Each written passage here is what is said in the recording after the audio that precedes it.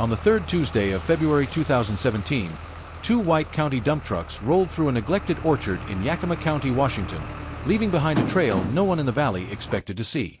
Their beds lifted slowly, and what poured onto the frozen ground wasn't gravel, mulch, or compost. It was a dark blanket of nearly 40,000 dead honeybees. Men standing along the fence laughed uneasily. A few pulled out their phones.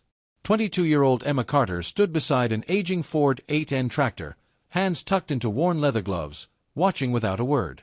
She still owed the bank more than the orchard was worth, and by sunset, everyone believed the county had buried her last chance beneath a pile of insects.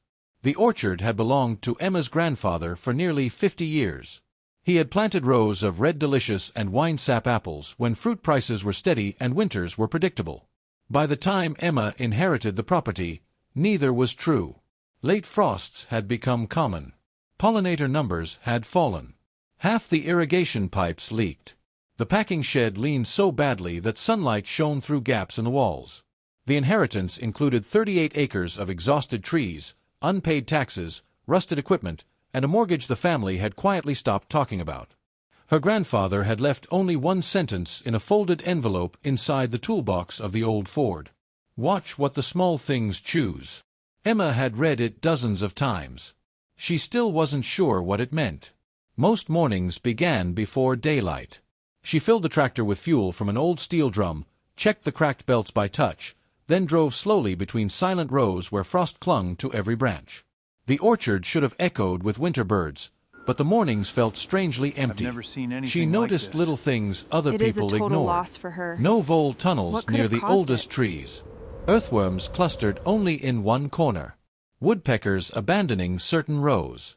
The ground itself seemed uneven in ways maps never showed. She wrote everything inside a small notebook that never left her jacket pocket. Across the road, neighbor Dale Harmon watched from the cab of his pickup. "You keeping notes on dead trees now?" he shouted one morning. Emma simply nodded. He laughed. "Notebook won't pay your loan." Neither of them knew someone else was already studying the orchard. 2 weeks earlier, county road crews had cleared dozens of abandoned bee boxes from a nearby construction project. Most colonies had died after exposure to freezing rain and starvation during transport delays.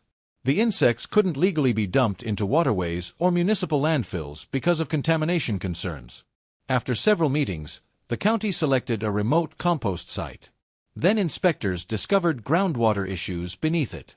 For nearly a week, officials searched for another location. Emma surprised everyone by volunteering her orchard.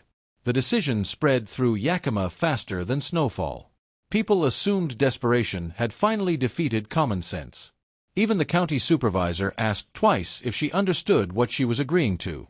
"They're dead bees," he said. "I know. 40,000 of them. I counted the estimate. You really want them here?" Emma looked toward the orchard instead of answering him. That silence made him uncomfortable. Now the bees covered several long windrows between neglected apple rows, their tiny striped bodies glistening against patches of melting snow. Children from nearby farms rode bicycles to the fence just to stare. Someone nailed a handwritten sign to the roadside. "Bee Graveyard." By evening, photographs had spread across local Facebook groups. Comments arrived faster than Emma could ignore them. "She's lost it. That orchard is finished. Poor girl inherited debt and finally gave up." One comment received hundreds of reactions. "Nature knows when it's over." Emma never replied. Instead, she walked into the orchard carrying only a shovel. She knelt beside the first pile. The bees smelled faintly sweet. Not rotten. Not chemical. Sweet. She scooped a handful carefully. Tiny grains of yellow and orange pollen still clung to many of their legs. Some carried propolis hardened like amber. Others were dusted with wax. She rubbed the soil beneath them. It felt warmer than the frozen ground nearby.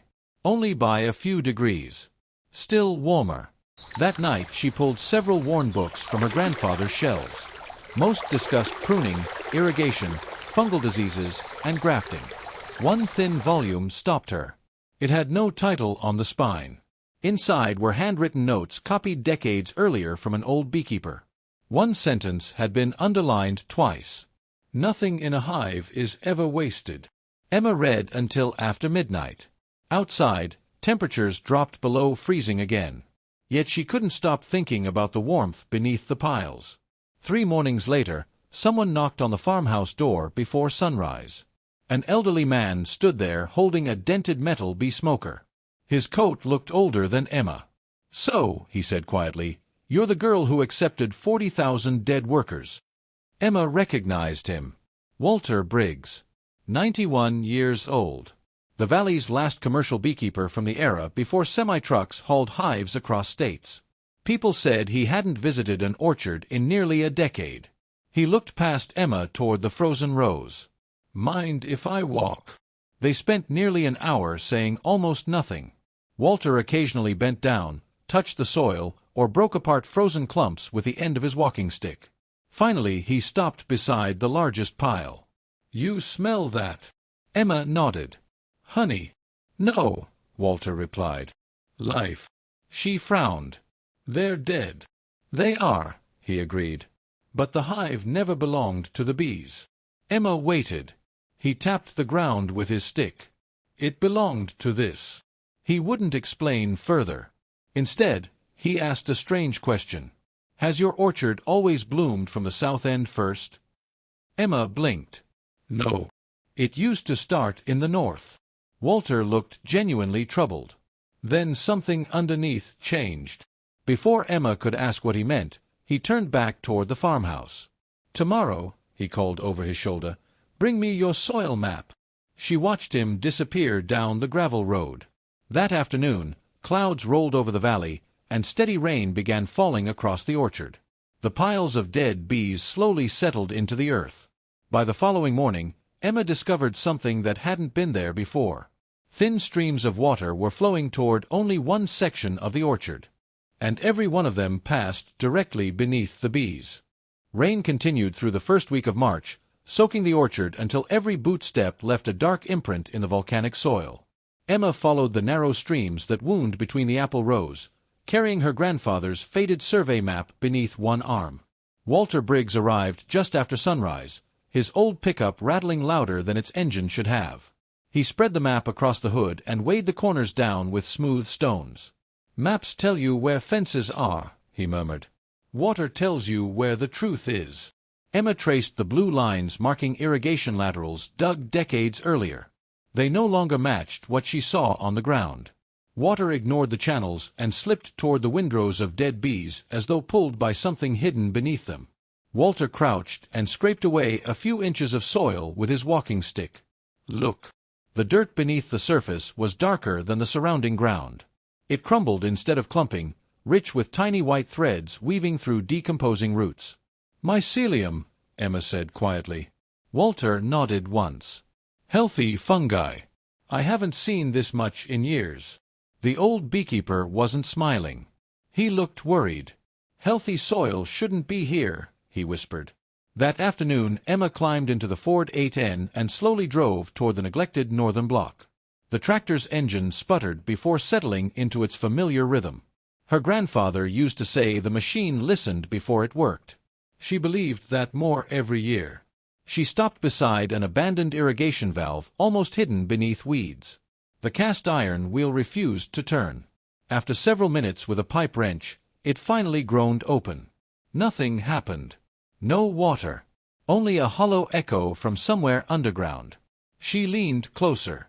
The sound wasn't coming from the pipe. It came from beneath the orchard itself. The echo lingered just long enough to make her step backward. That evening she searched through dusty boxes in the packing shed until she found a rolled engineering drawing from 1968. The paper had yellowed with age, but one detail stood out immediately. A drainage tile system. Her grandfather had installed hundreds of feet of clay drainage pipe after an unusually wet spring nearly 50 years earlier. The map showed every line except one. The northern section ended with a note written in pencil. Route revised. No explanation. No updated drawing. Someone had changed the system.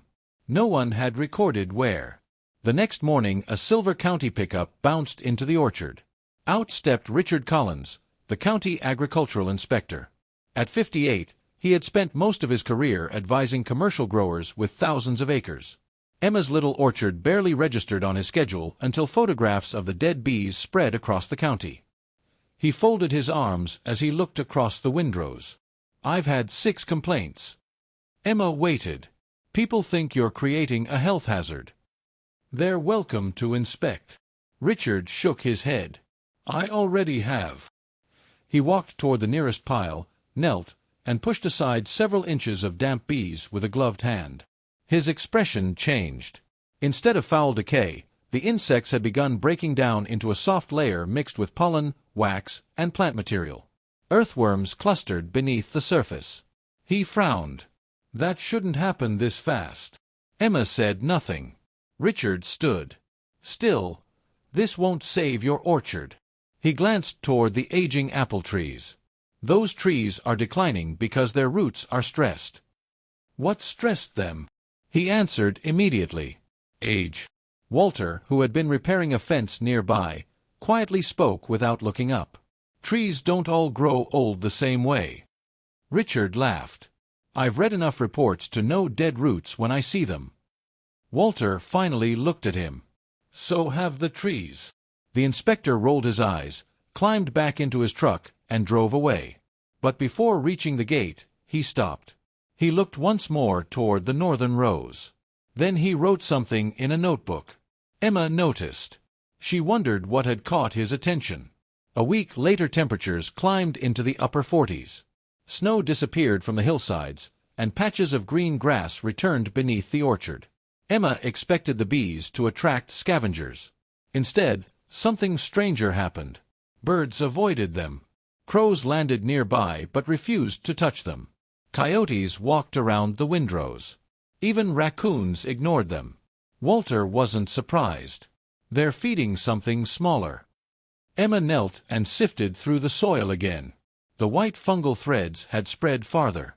So had the earthworms. She noticed another change. The ground smelled alive. Like forest leaves after rain. Not like an orchard that had struggled through years of declining harvests. That evening she opened one of her grandfather's notebooks. Among pruning schedules and rainfall records, she found a page covered with only dates. Every 3rd year, beginning in 1981, he had written the same 2 words. North bloom. Nothing else. Until 2005. After that year, the phrase never appeared again. Emma stared at the dates. What happened in 2005? There was no answer. Only silence. The following morning, she drove into town to visit the county records office. Most property files contained little more than tax maps and permits, but one retired clerk remembered the Carter orchard. "Your grandfather argued with the road department," she recalled. "About what?" The woman disappeared into a storage room and returned carrying a faded folder tied with string. Inside was a proposal from 2004. The county had widened a nearby rural road. One page included a survey of underground drainage. Several lines crossed the edge of the orchard. Another page carried a handwritten note. "Drain rerouted due to construction." Emma's stomach tightened. No permission form. No compensation. Just a revised engineering stamp. She copied every page. Back at the orchard, Walter studied the documents without speaking. Finally, he folded them carefully. "They moved the water." Emma looked toward the northern block. "So that's why the bloom changed." Walter nodded. Trees follow water long before people notice. The dead bees hadn't repaired the damage. They had simply revealed where the living soil still wanted to work. For the first time in years, Emma felt she wasn't fighting the orchard anymore. She was beginning to understand it. That night another storm rolled across Yakima County. Lightning flashed beyond the hills while heavy rain pounded the roof of the farmhouse. Emma couldn't sleep. Just after midnight she pulled on her boots and grabbed a flashlight. Water was flowing harder than before. She followed its path through the darkness until the beam caught something unexpected beneath one of the largest piles of bees. A section of old clay pipe had collapsed. Fresh water poured through the broken opening, disappearing into the earth below. Then her flashlight reflected off something else. Not stone. Not metal. A weathered wooden marker buried beside the pipe. She brushed away the mud. Carved into the wood were 3 words her grandfather had never mentioned. First spring begins. The wooden marker barely reached above the mud. Years of damp soil had softened its edges, but the carved words remained clear enough to read beneath Emma's flashlight. First spring begins. She ran her gloved fingers across the letters. Someone had placed it beside the drainage pipe on purpose. Not to mark a boundary. Not to mark a repair. To remember something. By dawn, Walter Briggs was back at the orchard. He stared at the marker for a long time before speaking. "I haven't seen one of these since I was a boy." Emma looked at him. "What is it?" "A bloom marker." She frowned. "My grandfather buried it." Walter nodded slowly. Farmers used them before weather stations were everywhere. They marked the place where spring always arrived first. Emma looked across the northern rows. "But the first bloom hasn't started here in years." Walter tapped the broken clay pipe with his walking stick. "Because spring was diverted." The sentence lingered between them. Not the season. The water. Together they dug carefully around the collapsed drain. What emerged wasn't just a cracked section of clay tile, but an entire junction where 2 underground lines once met. One line carried winter runoff from the hillside into the orchard. The other had been sealed with concrete decades earlier. Walter knelt despite his aching knees. This wasn't an accident. Emma brushed away more mud. The newer concrete looked nothing like the original pipe. Someone had deliberately blocked the flow. She remembered the county records. Drain rerouted due to construction. Until now, those words had been only ink on paper. Now they lay buried beneath her boots. That afternoon she borrowed a small inspection camera from a neighboring vineyard. Feeding the cable into the open pipe wasn't easy, but after nearly 20 feet the screen revealed standing water trapped behind the concrete plug. The hillside was still trying to feed the orchard. It simply couldn't. Emma stared at the monitor. Years of slow decline suddenly made sense. The roots hadn't forgotten where water belonged. The water had simply been stopped. News spread faster than she expected. By the next morning, several neighbors stood along the fence watching Emma uncover sections of the old drainage line. Some came out of curiosity. Others expected failure. Dale Harmon folded his arms. "So what's the plan?" Emma wiped dirt from her gloves. "Open the original drain." "You really think that's going to save these trees?" "I don't know." He laughed the same laugh she'd heard all winter. "Digging up pipes because dead bees told you where to look?" Several people smiled. Emma returned to digging without answering. Walter leaned on his walking stick. "They're laughing because they only see today's work." No one replied. 3 days later Richard Collins returned with 2 county engineers. Emma expected another warning. Instead, the older engineer asked quietly, "Can you show us the pipe?" They climbed into the trench together. The man examined the concrete plug, then compared it with copies of the original drawings Emma had found. His expression tightened. "This shouldn't be here." Richard looked surprised. "What do you mean?" The approved plans never called for sealing the original drain. He measured the concrete carefully. "This was done afterward." "By who?" The engineer shook his head. "No record." Silence settled over the trench. Richard looked toward Emma. For the first time since meeting her, he wasn't skeptical. He looked unsettled. Within a week, the county approved emergency repairs. They weren't admitting fault. Not yet. But they agreed to remove the obstruction because restoring the original drainage posed no environmental risk. Excavators arrived on a gray morning beneath low clouds. Emma watched nervously as the operator lifted the final section of broken concrete from the pipe. Nothing happened. For 3 long seconds. Then a deep rumble echoed beneath the orchard. Water surged through the old clay tiles with surprising force, carrying years of trapped sediment into the lower drainage channels. The sound spread underground like distant thunder. Walter smiled. "I've been waiting 20 years to hear that." Emma felt the soil vibrate beneath her boots. The orchard almost seemed to exhale. Over the following days, the change was subtle. No miracle happened overnight. The ground simply stopped holding water in the wrong places. Puddles disappeared. The northern rows dried evenly. Earth softened without becoming saturated. When Emma dug beneath the windrows of decomposing bees, she found thousands of earthworms working through the rich organic layer. The insects had become something entirely different. They had fed fungi. The fungi fed the soil. The soil welcomed the roots.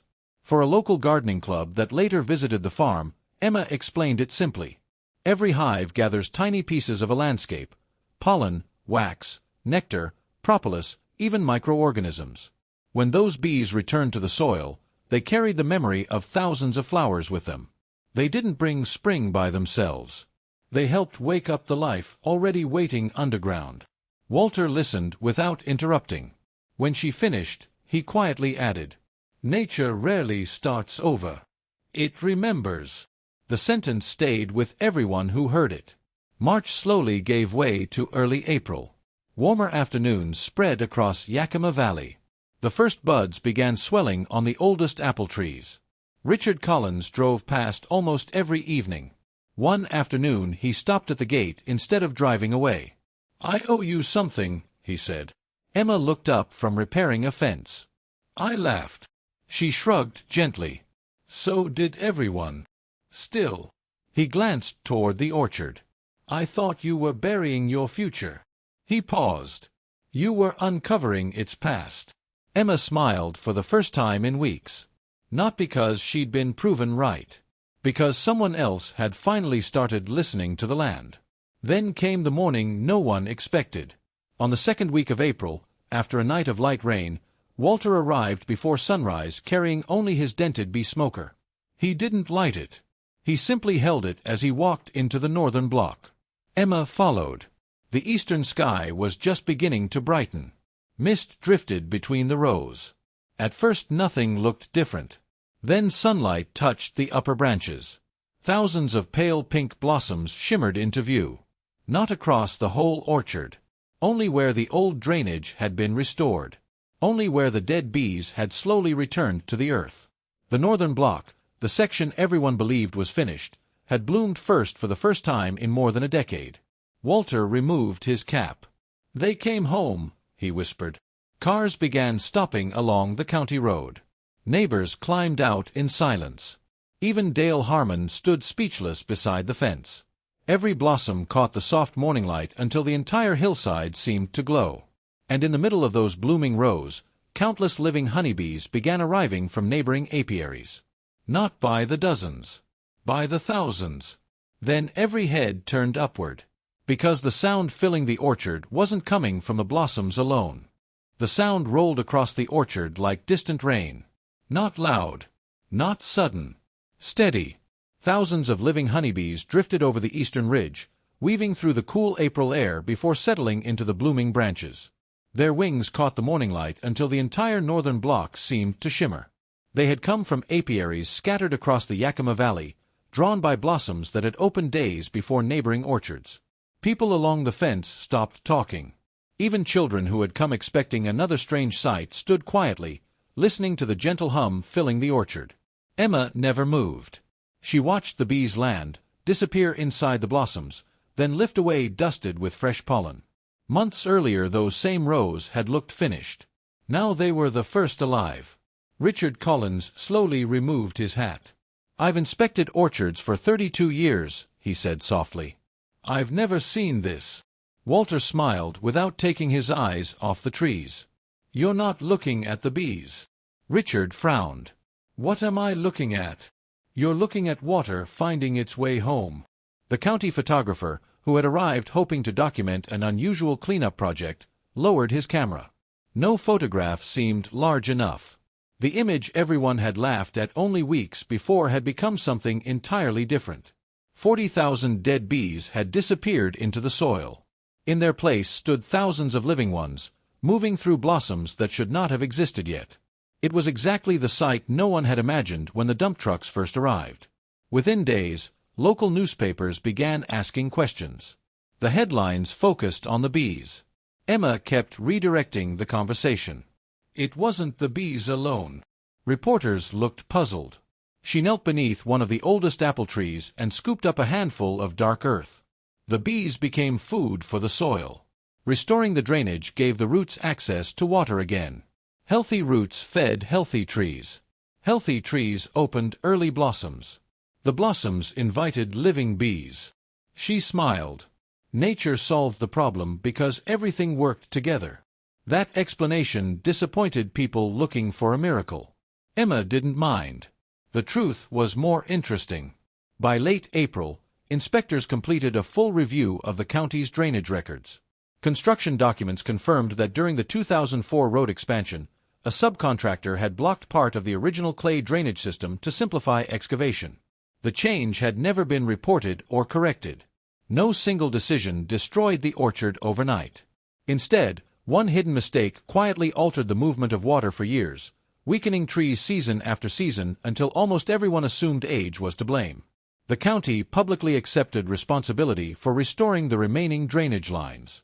It wasn't a dramatic courtroom victory. It was simply the right thing to do. Workers returned throughout the summer to repair damaged sections beneath neighboring properties as well. Several farmers later admitted their own orchards had improved after the repairs. Dale Harmon crossed the road one evening carrying a small wooden box. "I owe you an apology." Emma looked up from sharpening pruning shears. "You don't owe me anything." I laughed. He hesitated. I laughed because I thought experience meant I already knew everything. He placed the box on the workbench. Inside were young wildflower seedlings. Golden lupin, yarrow, blanket flower, native clover. "My granddaughter wants bees around her garden," he said. "I figured you'd know where these belong." Emma nodded.